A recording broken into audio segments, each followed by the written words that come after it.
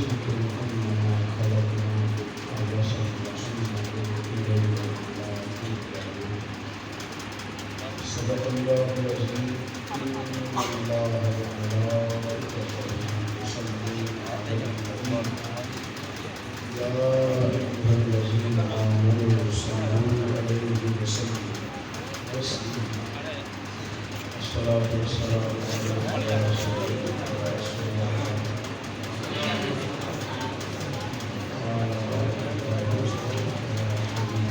روشنی پڑی ہے تو السلام علیکم یا رسول اللہ وعلا آلک و صحابک یا حبیب اللہ.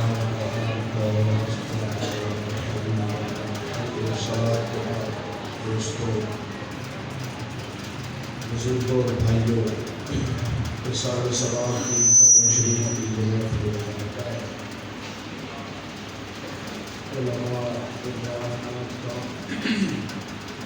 اس دن کو درجہ پریاس ہے. حضرت مولانا مقبول احمد صاحب اعظم آپ نے ارشاد فرمایا،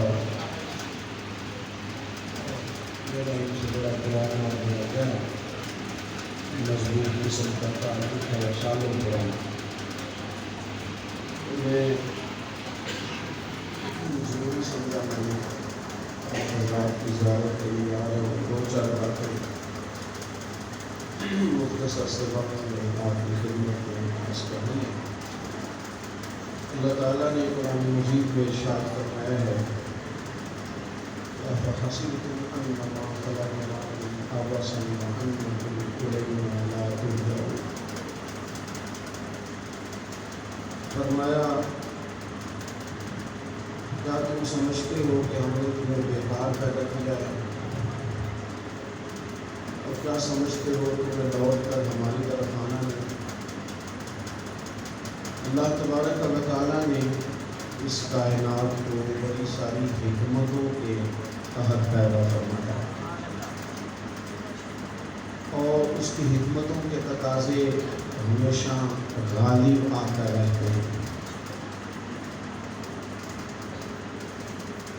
انسان کئی دفعہ یہ محسوس کرتا ہے کہ میں شاید بیکار آدمی ہوں، کمزور آدمی ہوں، دیہاتی ہوں، کسی بڑے خاندان سے، بڑے قبیلے سے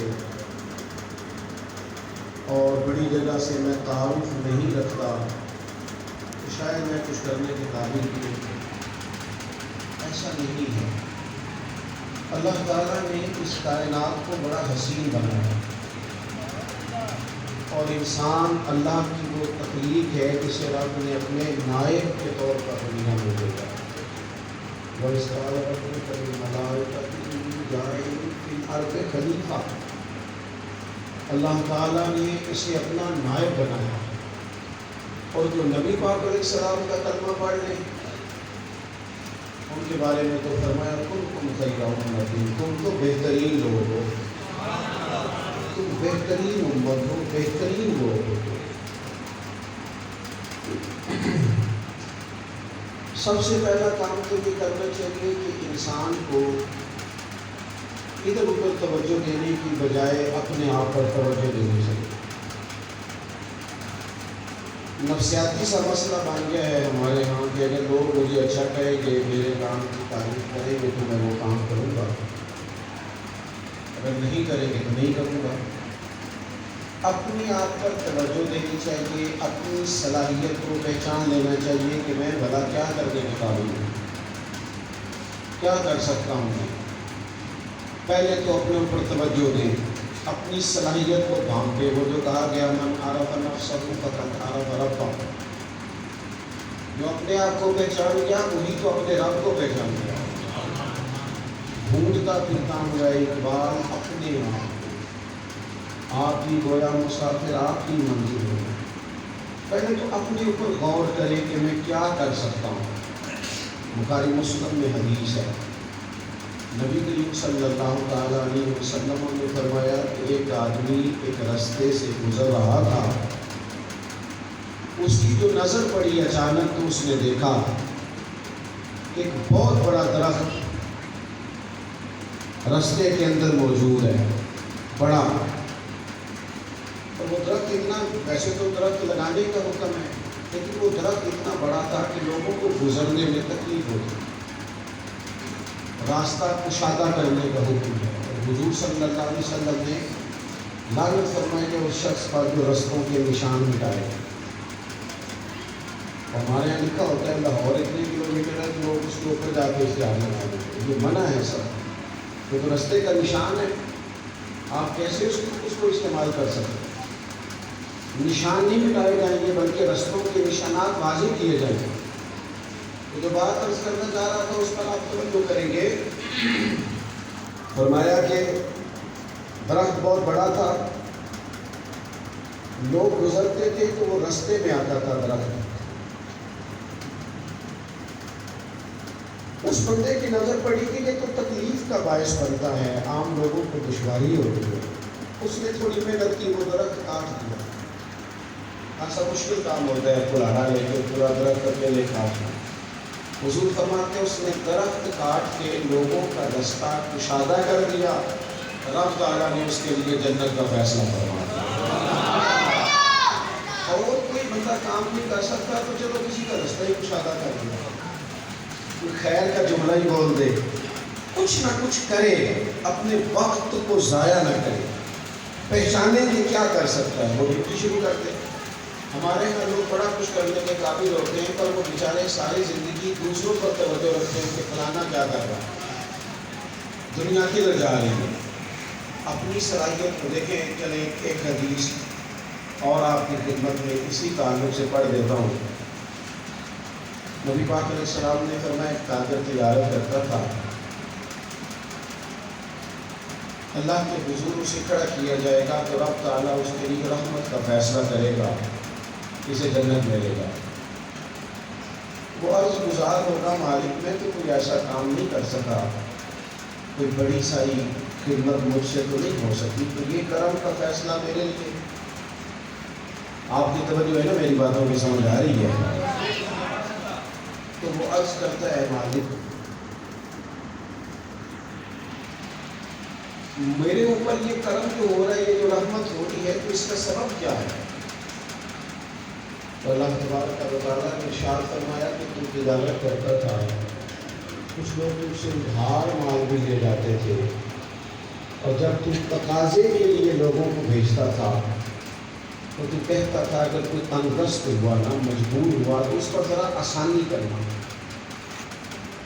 ایک شخص تو جان بوجھ کر ادائیگی نہیں کر رہا تو تمہیں سختی کی اجازت ہے، اور اگر کوئی تنگست ہوا، مجبور ہوا، پریشان ہوا تو اس کو تھوڑی سی نا آسانی دے دینا، ٹھہر کے مل جائیں گے، برسوں ترسوں مل جائیں گے، یہ کام کر دینا۔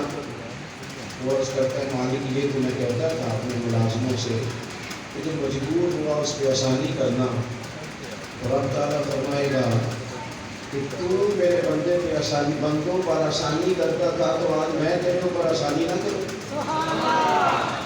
کچھ زندگی میں کیا جائے، اپنے آپ کو پہچانا جائے۔ میں اکثر دوستوں سے کہتا ہوں کہ کچھ نہیں نہ کر سکتے تو چلو غصہ ہی چھوڑ دو، اور کوئی کام نہیں ہو سکتا تو چلو اماں کے سامنے سخت بولنے چھوڑ دو، ابا کے سامنے سخت بات کرنی چھوڑ دو، چلو تمہاری وجہ سے اتنا تو ہو کہ وہ پریشانی سے نکل آئے، چلو اپنی طبیعت کو کسی پر بوجھ بنانا بند کر دو۔ گھر جاؤ تو اتنا سخت رویہ ہے تمہارا بیوی کے ساتھ، اتنا سخت ہے کہ وہ پتہ نہیں کس وقت کب لڑائی شروع ہو جائے، اس خوفناک منظر سے لوگوں کو نکال دو۔ یہ لوگ تمہارے لیے آسانیاں، وہ اللہ خیر کرے کچھ ہوتے ہیں نا لوگ، وہ جہاں بھی مہمان بن کے جاتے ہیں تو میزبان بھی چلا کہتا ہے کہ یار یہاں تو یہ آئے ہی نہ، اور اگر آئے تو جلدی جائے، کیونکہ وہ سارا کچھ ہی پوچھ لیتے ہیں، یہ بھی پوچھ لیتے ہیں کرسی کہاں سے بنوائی ہے، ساری باتیں انہوں نے پوچھ لی۔ لوگوں پر آسانی کریں، ایک تو اپنی صلاحیت کو تلاش کریں، آپ کیا کر سکتے ہیں زندگی، اور پھر اگر اللہ کوئی صلاحیت دے دے تو اسے ذاتی شہرت کا ذریعہ نہ بنائیں، اس کو غلط جگہ استعمال نہ کریں۔ کچھ لوگوں کو اللہ صلاحیت دیتا ہے نا، بڑے کام کے لوگ ہوتے ہیں، لیکن وہ کیا کرتے ہیں، وہ اپنی صلاحیت کا غلط جگہ استعمال کرتے ہیں۔ آج کل ہمارے ہاں زیادہ مسئلہ وزادار لوگوں کا نہیں، ایک تعداد تھوڑی سی نہ زیادہ تھی ان لوگوں کی بھی ہے جن کے پاس نئے نئے پیسے آئے ہیں، وہ بیچارے بڑے پریشان ہو جاتے ہیں کہ پیسے میرے پاس ہے اور میں ممبر ہی نہیں، پیسے میرے پاس ہے میری شہرت ہی نہیں۔ وہ پھر ایسے ہی کسی سیاستدان کا بورڈ لگواتے پھرتے ہیں، کوئی مطلب وہ کچھ سیاسی سے افطاری کراتے پھرتے ہیں، کچھ نہ وہ سوسائٹی میں اصلی صحیح یا نقلی صحیح لیکن اپنا تعارف کرانا چاہتے ہیں۔ تو جو عزت مان کے لی جاتی ہے، جہاں سیاست سے لی جاتی ہے، وہ زیادہ دیر قائم نہیں رہتی۔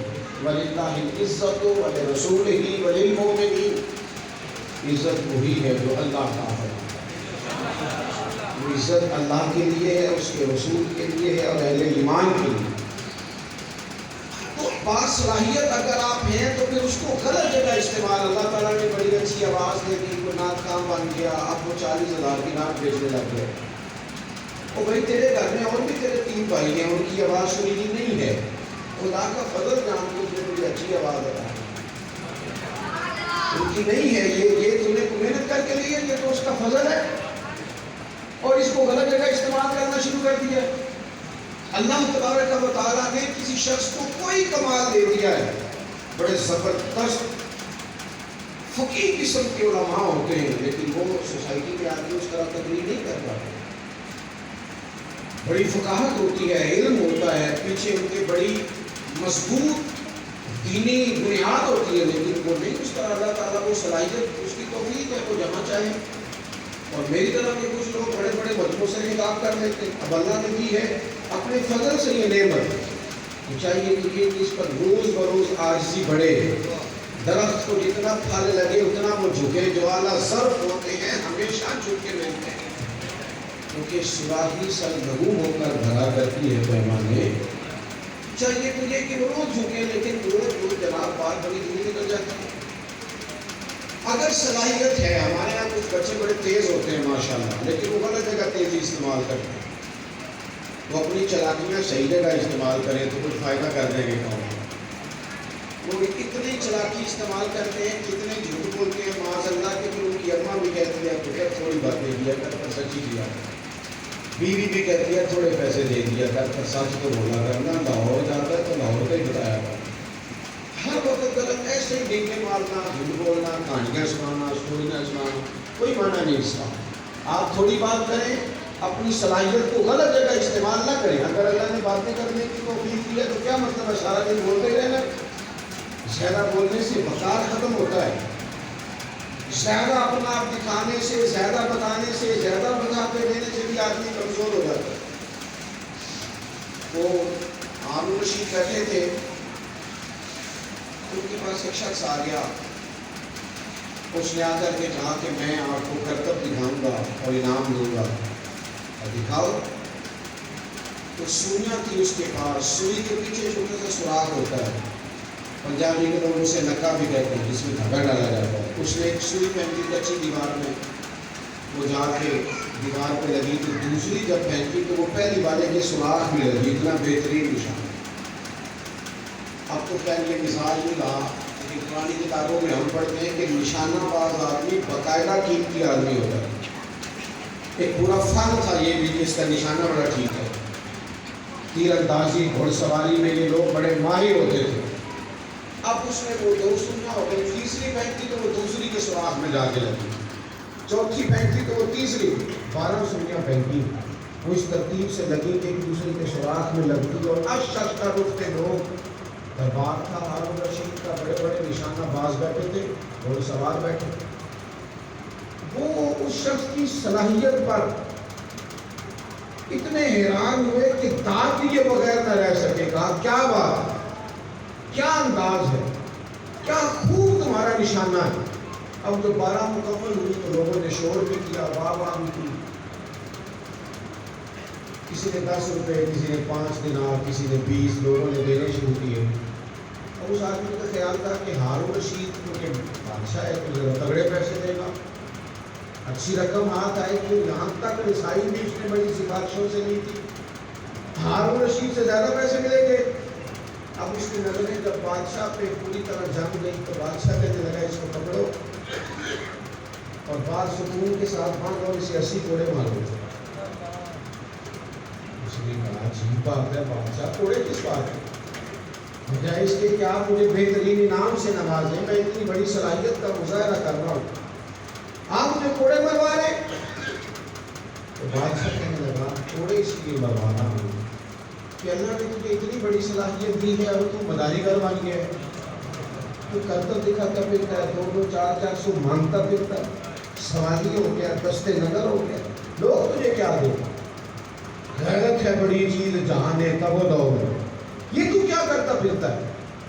اس نے کہا پھر آپ کیا چاہتے ہیں؟ تو کہنے لگا ہاں میں تجھے سپہ سالار بناؤں فوج کا, یہ جو نشانہ تو دکھا دکھا کے کرتب دکھا کے 200-400 مانگتا ہے نا, یہ نشانہ رب رسول کے دشمنوں پہ کافروں پہ لگا تاکہ تجھے دنیاوی طور پر بھی عزت دی جائے اور صبح قیامت بھی تجھے اس کا اجر دیا جائے. صلاحیت پہلے تو دیکھیں کیا ہے, تو اس کا غلط استعمال نہ کریں. دنیا میں کوئی کام کرے, کوئی فریضہ سر انجام دے, ساری زندگی یہ بیٹھی کا دکھ سناتے بڑی کمزوری ہے جی, بڑے بیمار ہیں جی, بڑے ایسے ہیں, یہ کیا پھر اس کا نتیجہ کیا نکلا؟ دے گیا کوئی بندہ کچھ ہے آپ کو؟ آپ سنائیں تو مجھے بڑی تسلی سے آپ کی بات سن رہا تھا, وہ موڑے میں جا کے کہتا ہے کوئی تو اس نے بھی خرابی کی ہوگی, ایسے تو نہیں نکالا ہے, کوئی تو اس کی بھی کہیں غلطی ہوگی نا. آپ کیا سمجھتے ہیں کہ کچھ کہنے سے لوگ کچھ دے جاتے ہیں؟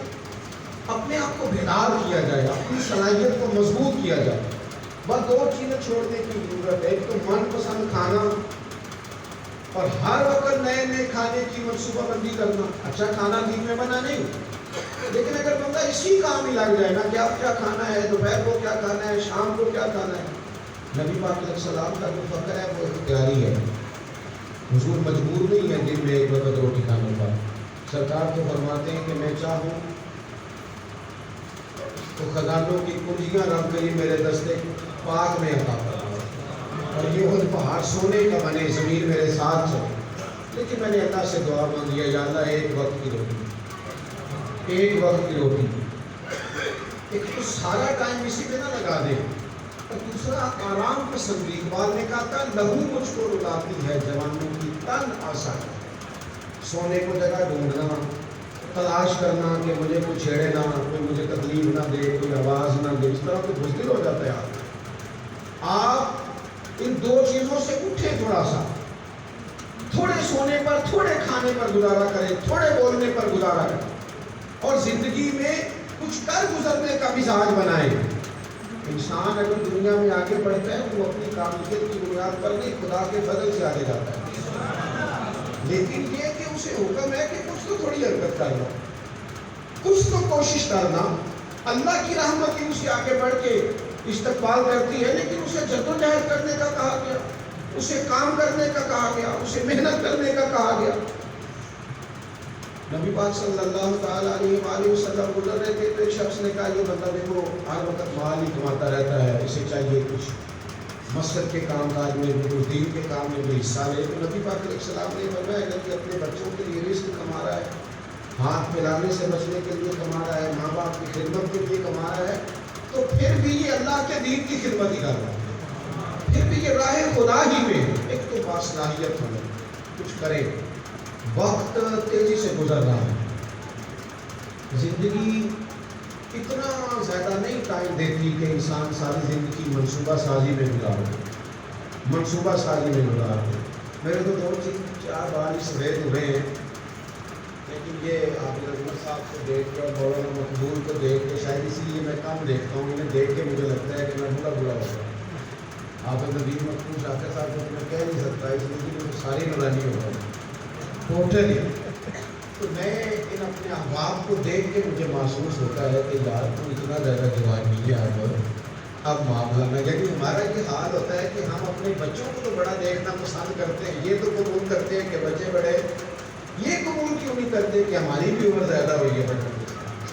تو وقت کو دیکھیں, ٹائم کو دیکھیں, آگے کی طرف بڑھیں, کوئی کام زندگی میں کیا جائے.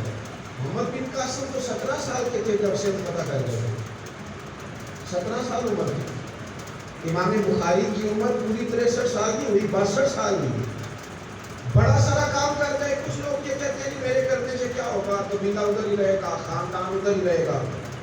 یاد رکھیں انسان جب کچھ کرتا ہے تو اس کی ذمہ کام کرنا ہے، نتیجہ اس کے ذمہ نہیں ہے. نبی دنیا میں آئے تو کامیاب ہے، لیکن کسی پیغمبر کا کلمہ 3 لوگوں نے پڑھا ہے، کسی کا 6 نے پڑھا ہے، کسی کا 10 نے پڑھا ہے، پر نبی کامیاب ہے. اس لیے کہ جو ان کے ذمہ کام تھا اس کام میں انہوں نے کوئی کمزوری نہیں. کام کریں اور کوشش کریں کہ کچھ اعمال کا ذخیرہ.